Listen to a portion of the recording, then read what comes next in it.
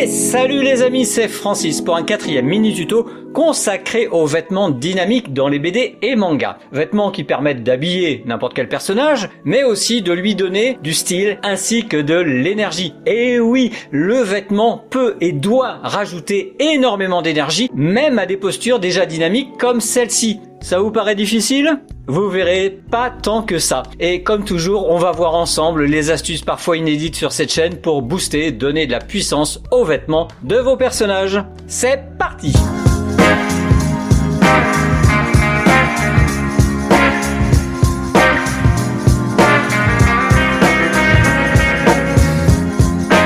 Comme d'habitude, on va commencer par les bases. La base, c'est de trouver son style de vêtement. Alors le style choisi pour le personnage, évidemment. Ouais. Alors, joli, propre, c'est pas vraiment ce qu'on recherche, hein.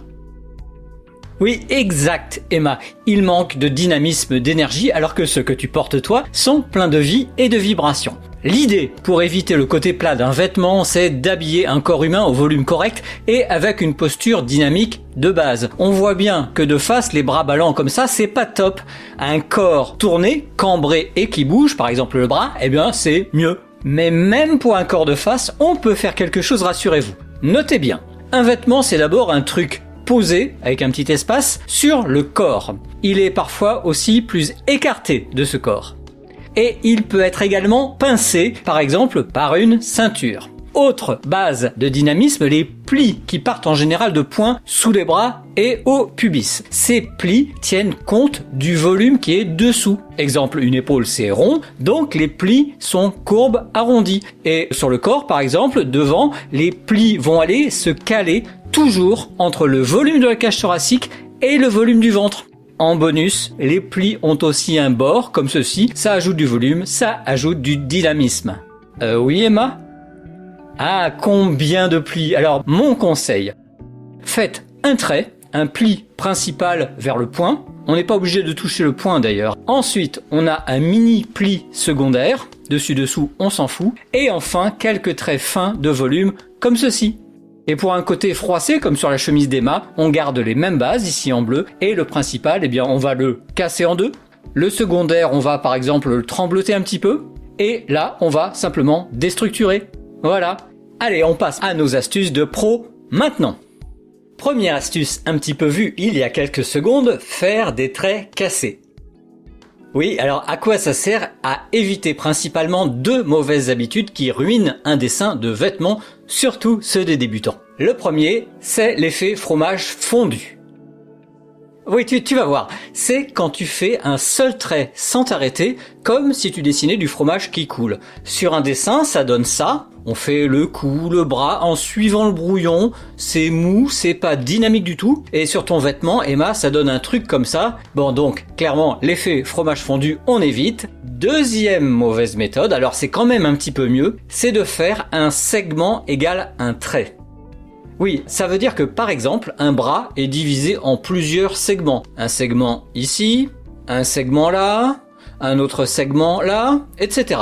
Donc on va faire un trait comme ça, on va s'arrêter, puis un autre trait comme ça sur une autre partie, puis sur une autre partie, etc. Par exemple, ici on a le cou, donc un segment, donc un seul trait. Et après, je m'arrête ou je relève ma main. Un trait à la fois quoi, c'est pareil pour le visage. Un trait pour cette partie du menton, et je m'arrête. Et c'est déjà le début d'un embryon d'un bout de dynamisme. Un trait, un trait, un trait. Bref, vous avez compris, ça donne au final un résultat propre, joli, maîtrisé, hein. Maman adorerait ça. Et on a parfois ce style d'ailleurs dans la BD française, mais quand même, moi, je vous déconseille pour du manga. Et on l'a vu tout à l'heure, les traits cassés, ça consiste simplement à couper en deux chaque trait.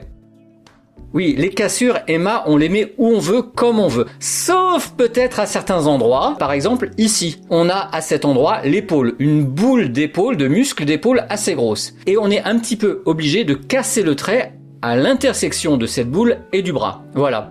Ici, on a aussi un tout petit bout d'épaule, donc un petit trait, puis une cassure. Sinon ailleurs, eh bien on les fait soit au milieu, soit au bout, c'est comme on veut. Et même les plis ont des traits cassés, ça les rend plus dynamiques, plus énergiques, c'est vraiment plus beau je trouve. Bref, on ne le fait pas tout le temps non plus, hein, c'est pas obligé, mais on en fait comme on peut. Ici, par exemple, pas de grands traits, mais une cassure de trait entre la zone des côtes et celle du ventre. Ça peut être discret, hein, tu as vu sur le trait, mais ça doit être là. Et si j'applique ça à droite, eh bien on se rend compte que c'est parfaitement dans le style du manga The Promised Neverland. C'est vraiment un style cool, dynamique, et on adore. Allez, tout de suite la suite. Astuce numéro 2, c'est de travailler les cols. Non, les cols. Avec ces cols de chemise par exemple. Alors pourquoi je vous parle de ça? Parce que le col donne énormément de dynamisme. Et oui, ici par exemple, le col donne un effet de perspective. Alors je m'explique. Il y a un côté du col et un deuxième. Celui-là est plus grand et en plus, vous voyez, il s'élargit en descendant. C'est puissant et c'est dynamique. Prenons un cou et un corps. Ok? La base, c'est d'ailleurs un demi-ovale derrière le cou. Ça, c'est important. Et on a ce côté qui s'agrandit comme en perspective avec un point de fuite, par exemple. Et d'ailleurs, l'autre côté peut être tracé comme ça avec des lignes presque de perspective aussi, avec un effet de diminution pour le deuxième côté du col. Évidemment, on va ensuite, on l'a compris, ajouter de beaux traits cassés à l'ancrage, mais voilà un col bien dynamique. On n'a d'ailleurs pas besoin de voir le personnage en entier pour sentir cette énergie qui vient uniquement du col. Ici, bon, on a un autre cas, un cas avec une énergie de puissance plutôt, qui est obtenue par une vue par en dessous. Ça grandit, ça rend le personnage puissant et dynamique. Donc là, pas d'ovale, mais une ligne plutôt plate. J'aurais d'ailleurs pu faire le col à gauche encore un peu descendu, mais vous comprenez l'idée. Pour ce personnage-ci, on a l'énergie plutôt du chaos.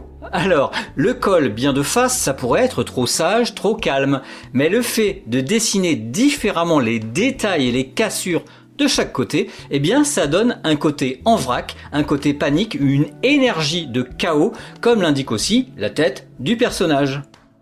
Dernier cas, celui du col de maman, un col serré, le col de quelqu'un qui se contrôle et qui veut aussi contrôler les autres, ça on le sait. C'est une énergie un petit peu toxique qui s'obtient grâce à une forme de M, comme la lettre, très resserrée pour le col. On retrouve notre ovale, et voilà.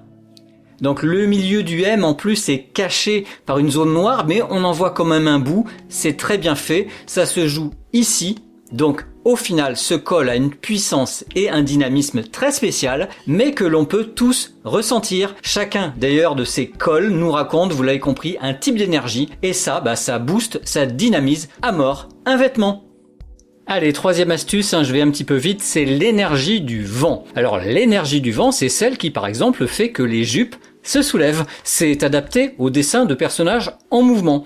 Par exemple, je refais cette posture bondissante d'Emma. La règle, c'est que le vent pousse le vêtement vers l'arrière. La jupe s'envole en général vers l'arrière, un peu comme la cape de Superman si vous voulez. Ça élargit d'ailleurs un petit peu les plis de la jupe, comme vous pouvez voir. Sur ce dessin, l'artiste a envolé la jupe un peu devant, pour faire comme si elle était en réalité un petit peu immobile, un peu en bout de son saut en hauteur. Mais c'est pas le plus simple pour vous qui débutez.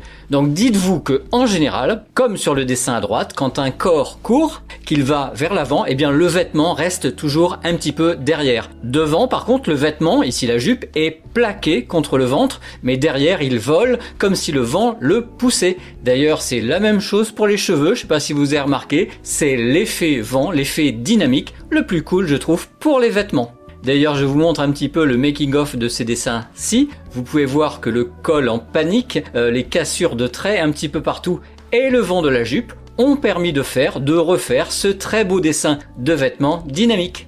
Et vous les amis, avez-vous déjà utilisé ces techniques? Dites-le moi en commentaire, n'hésitez pas, pourquoi pas, à m'envoyer vos essais en message privé sur Facebook ou Insta, ça me ferait plaisir. En attendant, vous savez quoi? Portez-vous bien, dessinez bien, aimez bien, et on se retrouve très vite pour un nouveau tuto. Ciao!